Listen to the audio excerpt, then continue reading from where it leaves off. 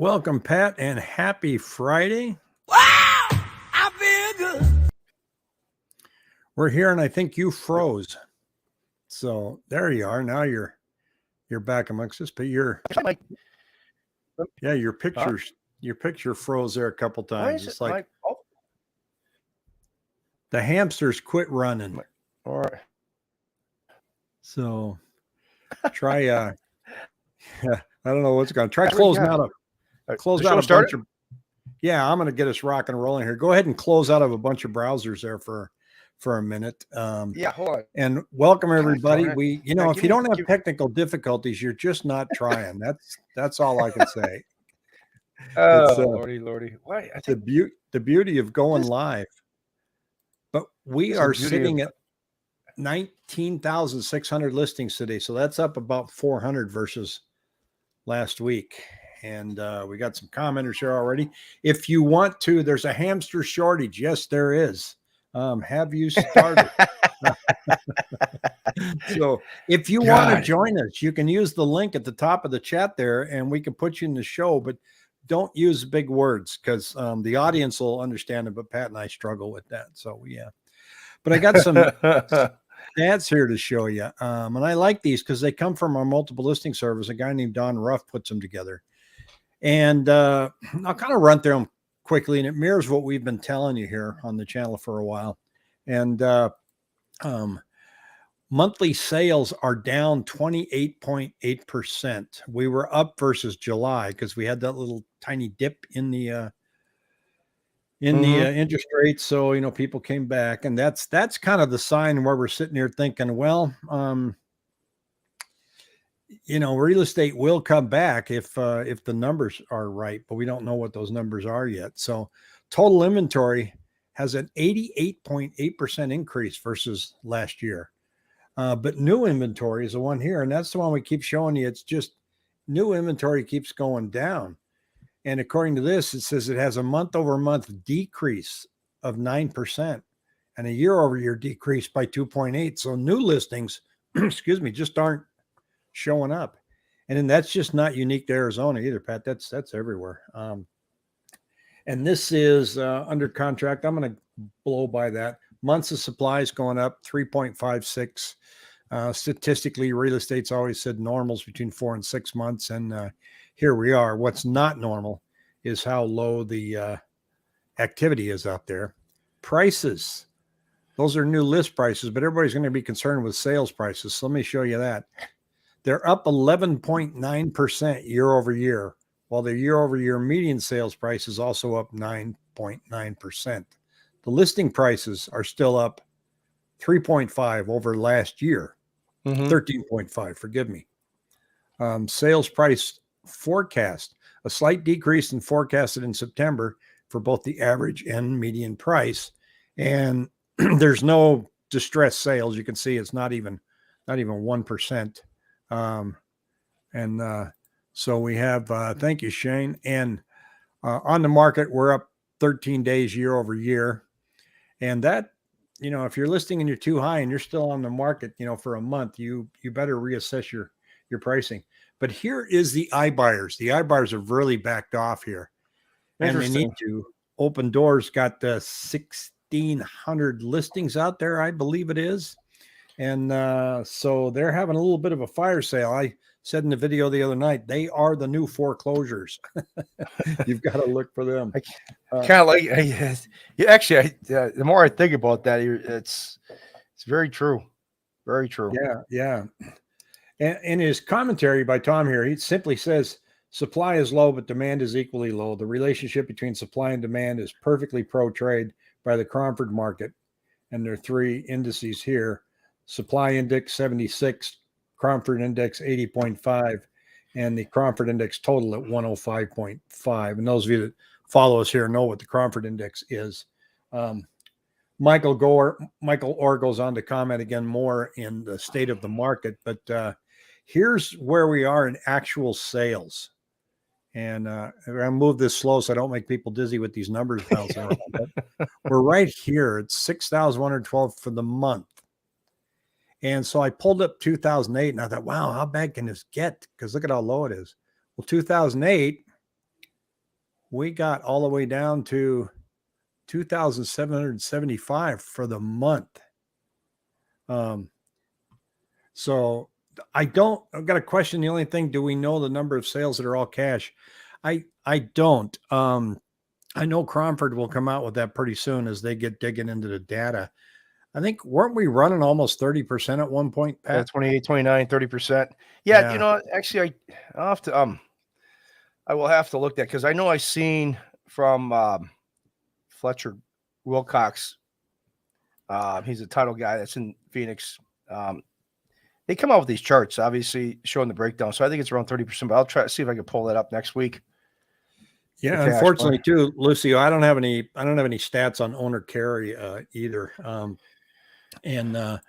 I don't see a lot of investors selling their Airbnbs, mainly because we got the Super Bowl coming this year. So this would not be the best year to sell your Airbnb. So it's you're going to get a pretty penny for those. So they can almost get a year's worth of rent just in that 2-week period. Some of the numbers I'm seeing was staggering. Jackie said it was 28% last year for cash. We have David here says, I was approved for a loan last week at 5.62, this week 6.25. Yeah, it's kind of rough out there, huh, Pat? So I pulled up your chart here. Yeah, it's been it has been kind of an interesting ride. Obviously, let me just pull this up on the price side. Yeah, it has been. I mean, here we go, right here. That's a staircase climb since about August 2nd, really. It's been really a death by 1,000 cuts, as they say. Yeah. This type of thing. I mean, it really has just been, and actually, you pull it back even further. This is the 1,000 cuts probably started back in the beginning of this year. Rates started, they moved up February, saw a little respite, arrest right here. And really the 1,000 cuts started, beginning of March, where we just saw this climb upward, then we saw a little break, and then now we're back up again. So obviously, what are the Feds going to do? Are they going to do 75 bips? My gut says they're going to maybe, I don't know. I think if they do 100, I think it'll probably, what do you think, Rick? I mean, I'm just asking, I'm throwing the question back to you. I'm being a politician, I'm thinking I think they're going to go 100. I think they're going to try and send a very clear message. But the interesting thing is, and we got a couple questions here, how much of a correction do we need to address affordability? And Don says, at least 50%. And he goes, but that won't happen. We're going to ask that question here in a minute. I think they're going to go 100 because he wants the markets to really start to price this in. The markets are already priced in the 0.75. Yeah. But the sad thing is, when it comes to real estate and the direction and the slowdown that rate hike is already done, I don't know if we need to be much more severe than that. But because the danger is, the higher that they raise their rate, the more interest nationally we pay on the debt. So he's really walking a fine line here. They got us into a hell of a pickle, and I don't know how we're going to get out of it. No, the Feds put us there because they kept rates. Obviously, we're starting to see these analysts talk about that interest rate lockdown. As I told you last week, what I've been harping on really last 8 to 10 months about how people are locked in their rate. Now these analysts have come up with a nice, sexy term called interest rate lockdown, where people, you got the 35 million people are at 4% or lower. They're not moving anywhere. So I think that's obviously going to create the cushion in terms of supply out there. But I mean, now we've got, the Feds we're in a quiet period right now. We're in a 12-day quiet period with the Feds. They can't say anything before, next week, Tuesday and Wednesday. But I mean, the last 100 bip move that they had, I believe I saw, was like in 1982. So that's 40 years ago that they had. That was the last time they had a 100 basis point move. So, I mean, I guess another thing is too, is what they're going to be doing, what not only just with the interest rate hike on Tuesday and Wednesday that they're going to obviously we'll come out with, is going to be what we saw a lot of volatility last time, was when you get what they call the dot plot, where the Feds They dot Yeah, they plot their expectations of what they think is going to happen with the economy. So it's called the Summary of Economic Projections. So the SEP. So that's what Wall Street will read into is what they expect their expectations to be. So once again, I mean I want to show you. Like I said, we've seen this staircase climb. We've seen this before where they did this with the Feds. Rates actually then came down. We saw that last time. But the problem is now, as I've been talking to you about the last couple of days or last couple of weeks, is show that this is the mortgage rate volatility index. This is 2020 and 2022. We're in, like this one article says, congratulations, you're living in an era that has never been seen in more than a generation when it comes to persistence of exceptionally high volatility. So did you go to Costco and load up on scotch? Did you? Yeah. Yeah, look at that. So that's when I went to Costco and loaded up on scotch. Yeah. I think the problem is now, I mean, I'm looking at this volatility. People can't make a decision now. So there's just there's volatility. When you got volatility, once again, as I talked a couple of weeks ago, people focus in once again on buyers, but it's also sellers that have to realize what's going on with interest rates too. So both sides are concerned about interest rates. And when they're this volatile, they move from 3.5, 4 to 6, 6.25, high sixes. Who in the hell can make a decision? Yeah, no kidding. And Michael's got a question here. Are home builders starting to discount aggressively? They sure are. I got an email from Pulte today showing their program, and they're really aggressively pushing rate buy downs. So that's what they're trying to do. And then I saw this morning. Redfin predicts jump in real quick. Housing. What's that? Can I jump in quick? Oh, this interest rate buy down is putting, I think, I know that's obviously I'm kind of maybe kicking myself in the butt here, but I think that's putting lipstick on a pig. Well, it's not. It's not pretty, right? I mean, no. They're offering to buy down, but the money's coming from somewhere. I mean, it's not the most professional way to put it, but when you get the gimmicky and you're, like they were doing before these lenders were doing remember the cash offers? They were saying pay cash and then we could refinance you later on. That's out the door. So anyway, that's just. So Redfin predicts sharpest turn in the housing market since 2008 crash. And Jackie here says that's quite the prediction. Contradict. Yeah. I wonder how long they huddled in the boardroom to come up with that one. So yeah, they do go on and go, well, it's really turned around. It's really slowed down. They're not saying that prices fell off the map. They're just saying, it's really slowed down. If you find a house that meets all your needs, you're going to stay there for 5 years. Yes, it's a great time to buy, he said. So there's always a devil in the details behind the headlines. And David here says, I don't see how home prices can't drop if rates are at 7 or 8%. Oh, they're going down. There's no doubt. How much is a 2-1 buy down? That kind of varies by lender, doesn't it? Yeah, it does varies by lender. Basically, what they're doing is you're putting money kind of in an account, and they just subsidize your monthly payment for the first and second year. So let's say it's a $400,000 loan, and one of the buy downs, and these are a 3-year. So they got 1 year at 3.25%. The next year was 4.75 for 2 years. Yeah. And then on year 3, it went to. I saw an example where a 3-year buy down was something like $25,000 to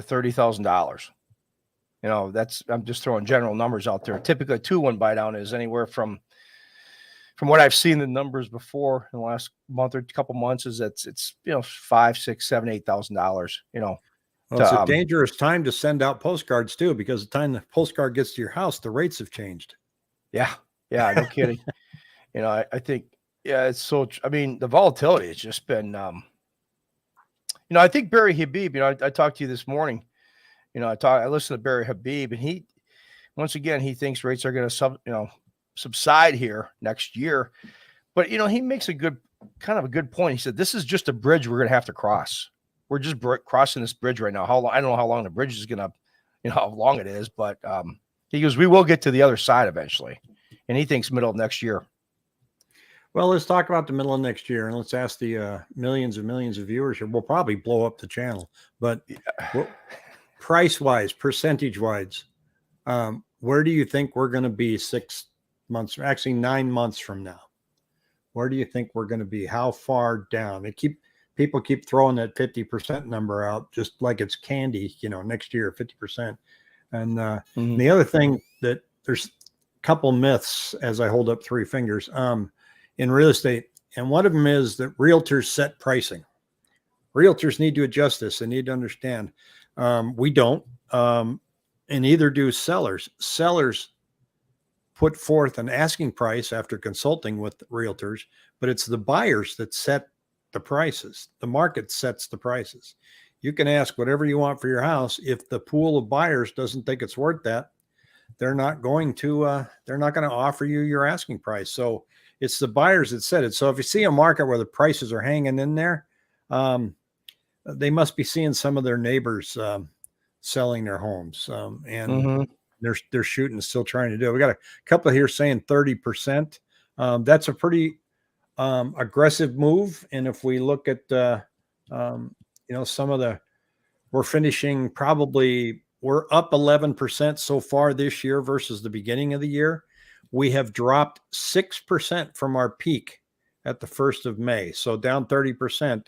It's going to be a long time. I'm going to get a room ready for you at the lodge, Rick. You should be here by maybe T minus. What's that? The one gentleman talked about the buy downs. Yeah, like you said, the buy downs. He said the buy downs are the financial institutions robbing the consumer. I know rarely works out for the buyer. I just I kind of agree, not robbing him, but I just think it's with rates being so volatile, I think people have to be wary of using all that money to buy a rate down, because hell, you might have an opportunity in the next 4, 5, 6 months to get a much lower rate, and it's just money that you just spent that went out the door.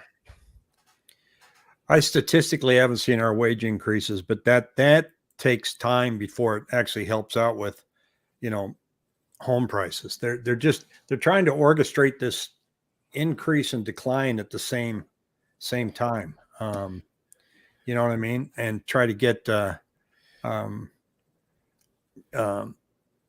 okay. What, Here's what are you asking, Mr. Charlie? What's that? I'm trying to figure out what Charlie's asking us here. He said, "What do you think, Rick? What do you think, Pat?" So I just clear that up for me, Charlie. So yeah. Hey, throw up the chart. I was actually wondering how much we're going to decline. Remember what's King Tambor? Yeah. Okay, why can I not?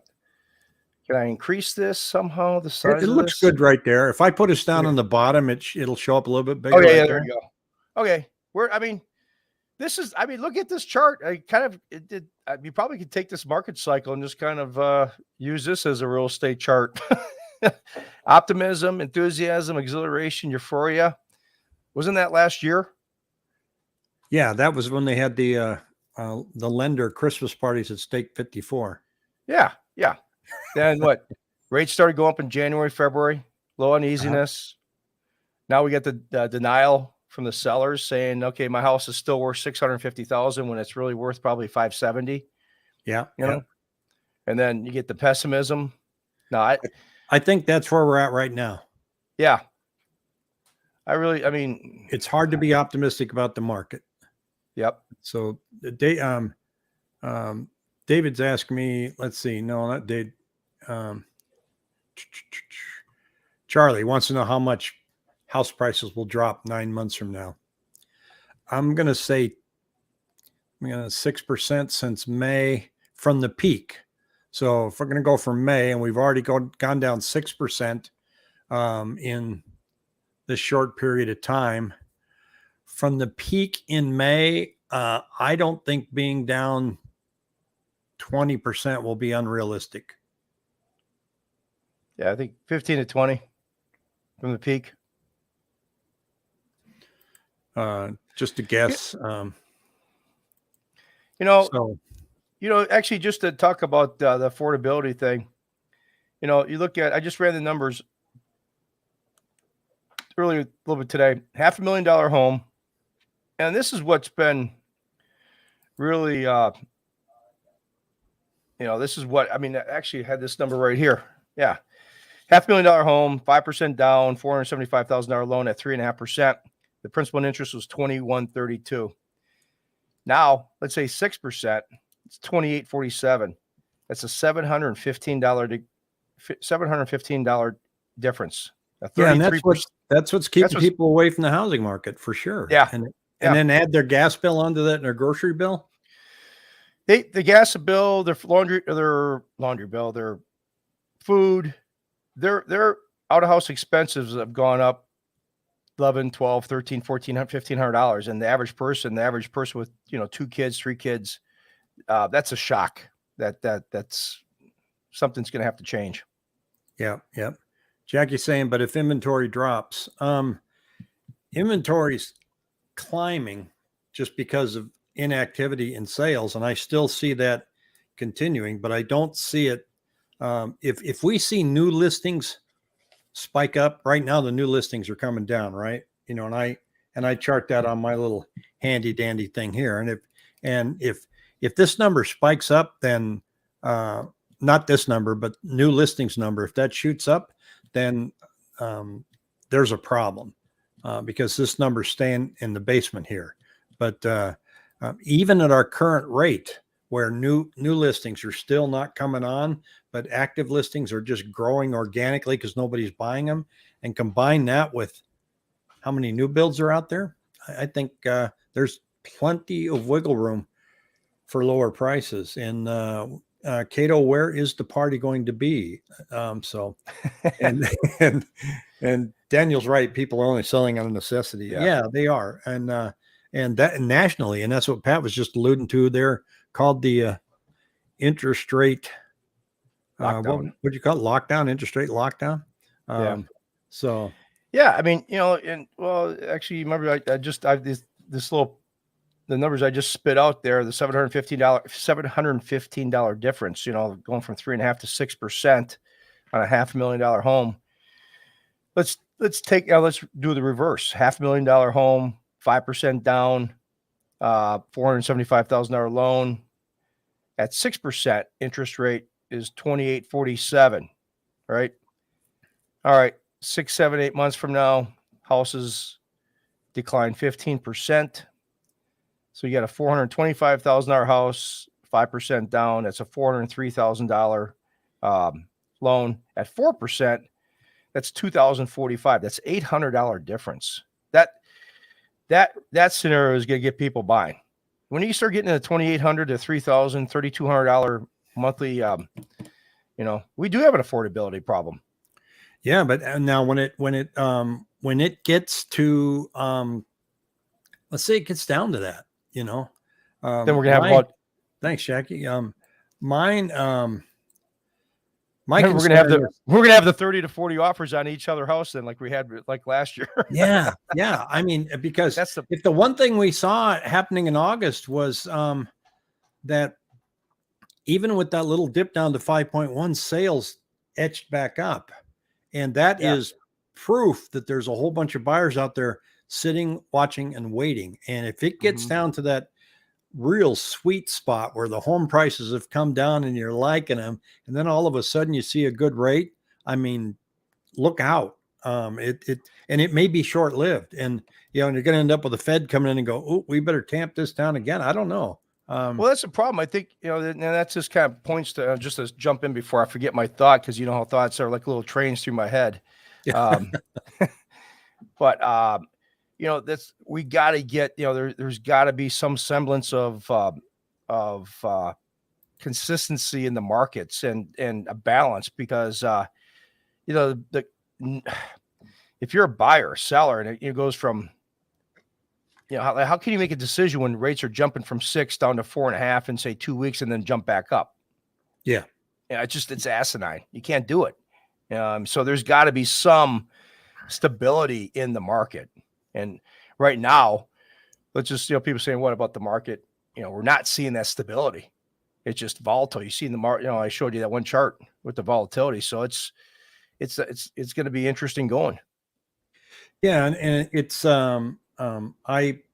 we've never been in this situation before. That's why it's so hard to guess. And I say situation, we've never seen this much money try to get pulled back out of the system. And so, just to illustrate just how bad we are, I mean, look how much money was injected into the system here in 2020.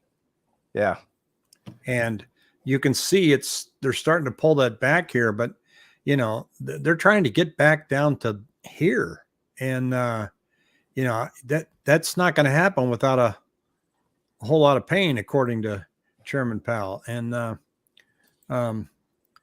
Cato says the price on new builds come down enough. Do you guys think Wall Street investors will jump in? No, I don't know. I mean, we have that statistic here showing that they're backing off, but well, correct me if I'm wrong. Depends on how many are still in business. Well, correct me if I'm wrong. New builds. I mean, you probably know more about this. Well, you know a lot about things than I do, but I mean, I was trying to put you on a pedal though. Yeah, I didn't take it. Okay, So, okay, all right. But no, I mean, I don't think they'll come in and buy new builds. I don't think they'll do that. Don't new build. I mean, obviously, new builds they can restrict who's buying the home. They can't just have, So I'm going to answer the water question in a second. Let me go back to new builds. I don't see investors having any interest in new builds because it's much easier for them to go out and find distressed properties and get a bigger, higher rate of return. But that all depends on the vacancy rate for Phoenix. So if they're seeing vacancy rates start to increase, then they're not going to jump in there because they won't get their return on the money. Price swings can be more extreme in a thinly traded market. Yeah. Question on water. So after all your research on water, what do you think? Big problem, manageable problem? It's very interesting. And my thought is it looks like it's not going to be a big problem for household use in our metro areas for quite some time, maybe 50 years, if we don't get any rain. Now, right now we got El Nino coming, and it's going to be, it's the third year of El Nino being out there, cool water off the Pacific. And that makes the Pacific Northwest really wet, very snowy, and once again, very dry for us. And so we need Colorado snow, and El Ninos usually don't give us a lot of Colorado snow. La Ninas do. I think when I saw a chart, and I'll share it in one of my videos coming up, but if you look at our water usage from the 1950s across the board, the chart is straight across. We're not using more water. That's the good news. But you can see the chart's color coded, and there's a blue line there that shows agricultural use. So agricultural use is declining. Now, if we can get that agricultural use to decline even further through technologies like drip irrigation instead of flood irrigation, that's going to make a huge difference. So we can pull that entire chart way down if we do that. But with farming using less and residents and population growth coming in, the other part of the chart grows. The net is that we're still kind of even. But there are solutions out there to get us water, but they're very expensive. You get a desalination plant, you can get the water, you just won't be able to afford it. So that's probably the biggest concern. And the other concern is we just need rain, because even if we're looking at that chart in Arizona water and everything, it's the urban areas, areas like Prescott, Sierra Vista, Pine Top, Payson, their wells are going dry. So, that's a bad thing. So something's got to happen weather-wise next couple of years. We'll end up in stage 3 here pretty quick. And it's certainly making me watch it a lot more. But I'm not seeing that, oh my God, house prices are going to crash because they don't have any water. That's not on my radar. If you're living in your means, you don't take huge debt, interest rates will have a little effect. death till us part. And it says here, you're right about 20%. I'm going to buy Pat the Grail mug of Rick Helps. Hey, all right. Make sure you get your Rick Helps. And I got my hat this week too, Pat. So it's actually the number one selling hat out there. Because I bought one. That's why. So that's it. Let's see, Rick, if you're right about 20%, I'm going to buy Pat that mug to be used on special occasions. I'll make them wear. I'll make them carry that mug everywhere. Hey, So, let me ask you something. I'm going to jump here. I mean, I'm just going to throw this out there. You remember that chart? Do you think I'm just going to throw this out for conversation maybe next week? Do you think people are just going to get to a point where they're just tired of this market? well, people that are. I know this was not industry. There's going to be fewer of us out there. There's no doubt. I might be one of them next year. I don't know. But there's. No, but, I mean, I'm just saying that. I'm talking. I just my brain child. I just wrote this. People are people just getting tired of buyers to sell. I mean, that's where, and I actually go back to that chart. And I just thought about this. I mean, you get to a point where, and that's where you get this capitulation and despair, right? Because people just get tired. They're like, I'm just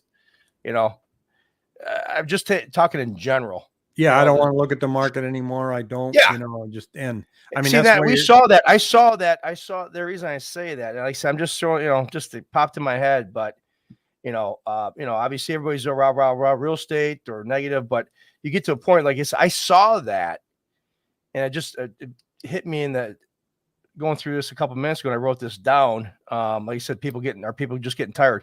We saw that in 2010, in 2011. I saw that people were like, "Oh, I'm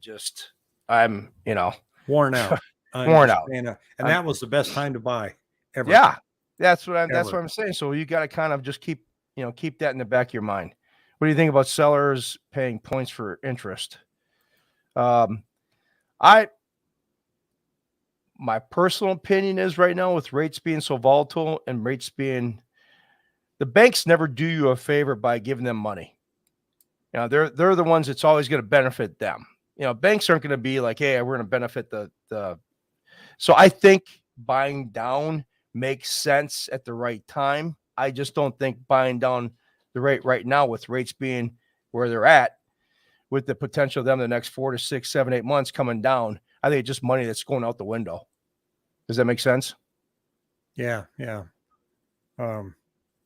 Buyers that were worn out from overbidding and losing have given up with the higher rates. That's everybody's sitting on their hands, and I don't blame them, and I get it. And it's, save your money because, now you can make more money when you've got your money in the bank. You can get a higher interest rate, better than what used to be like 0.01. And if we do see ourselves in a situation where the price of the house is improved and the rate's good, you could be ready to pull that trigger. And but there's definitely a lot of opinions either way, and there's no shortage of opinions on real estate on YouTube, and we're all just kind of trying to digest the numbers and say, what does this mean? What do we think? And we don't have really any deeper inside knowledge on the economy than our viewers do out there. We just don't. But we do. We just don't want anybody to know we do. But there's a feature inside YouTube for me. I click hold inappropriate comments, and they get held in what's called for review. So when I go and look, and if we have a controversial topic or anything, and I look at the ones that are held for review, and I'm thinking, man, there's some angry people out there. And I was telling my buddy, I said, I'm going to come out with a channel that just says, it's just called Fight with Rick. And then I'm going to have all these things approved. And he goes, no, call it Bite Me. So, and I'll just talk about topics that I know people are going to argue with, and I won't put the filter in. I don't want to start it here, but no. But it is kind of funny. I mean, people are passionate about this. Yeah, they're just passionate. So, and when that's why I called 2021 the year of the buyer beatdown. I mean, gosh, that was hard. You're going out and showing a house, and I mean, I'll never forget one. It was this house needed so much work. It was unbelievable. And we were all lined up on the sidewalk. The agent allowed overlapping listings. And that's the one where I told you the story where the agent goes, I have 11:15. And she's walking up to get in with the lockbox. And I said, look around. We evidently all have 11:15. She goes, you guys are going to have to wait until I come out. And I said, I don't think that's going to happen. But that's the way the market was. Everybody wanted it. And, it was, and it wasn't worth it. I'm literally in the house of the buyer and I just had to show him. He goes, well, I think I can fix this up. And I said, stand here with me. See that crack? I go, it's going all the way up the wall. It's all the way across the ceiling. It's on the other side. This house is separating in the middle. It's sinking. It's, pulling out. I said, did you buy this? You have to tear it down. I'm not, I'm not a home inspector, but some things were just pretty damn obvious. Yep, exactly. But that was a terrible time to be out showing homes.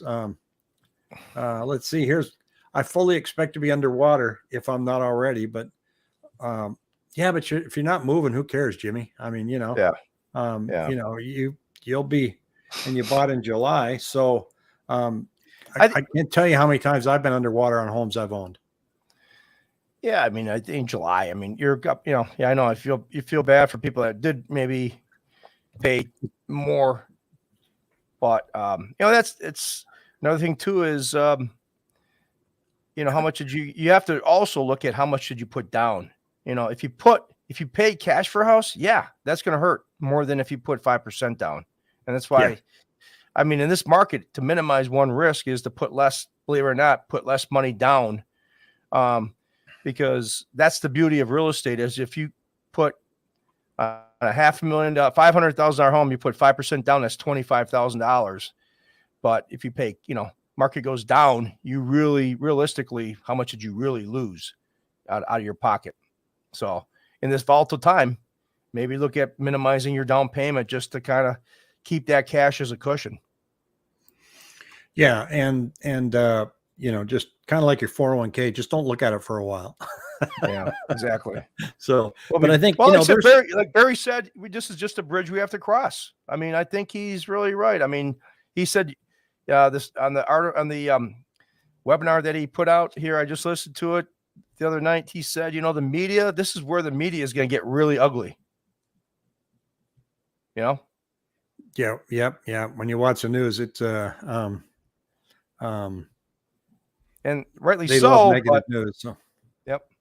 So well, it's going to be interesting to watch. I think look, if we can unwind this, and the Fed can actually pull off a miracle that they call a soft landing, we could have a nice economic recovery for a long time, providing we get this spending under control, and that's what makes me kind of an economic